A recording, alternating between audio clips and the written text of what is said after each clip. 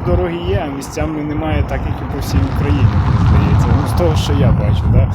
Ну, в центрі то більш-менш дороги є, наскільки я помітив. А так, якщо десь в глибинку відійти, то там, звісно, їх немає. Стараються ремонтувати ефективно, ну до кінця й не доводять. І не всі вулиці беруть на увагу, де треба відремонтувати.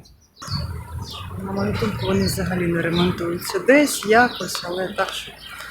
Я недавно была во Львове и сравнила, насколько там все прекрасно, чудесно, чисто, а здесь, ну, это стосовно чистоти.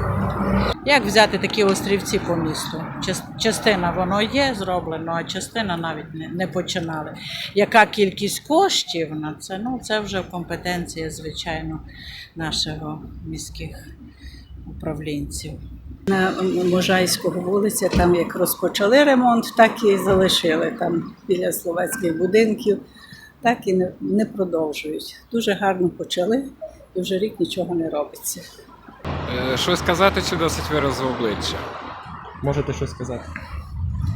Ну, скажімо так.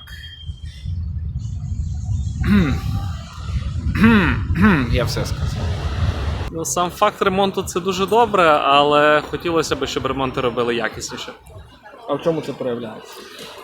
В тому, що там площу ПТФ наводнює під час дощу, електрику вивели на фасадах будинків, хоча можна було спрятати в фасадах. Ну і по таким десь мілким речам є недоробки. Ніяк, більше ламають чи ремонтують. А чому так ви вважаєте? Тому що я їжджу часто і є такі напрямки, що де зовсім неможливо проїхати. І була дорога, розрили Капушанська, приклад, Набережна, біля железнодорожної лікарні, ця вуличка на Генерала, то ужас, то страх. Ні, неефективний. Частково ефективний, але це такий на період, тобто 2-3 місяці, а потім знову все починається по тому самому кругу, як відбувається. Яма на ямі.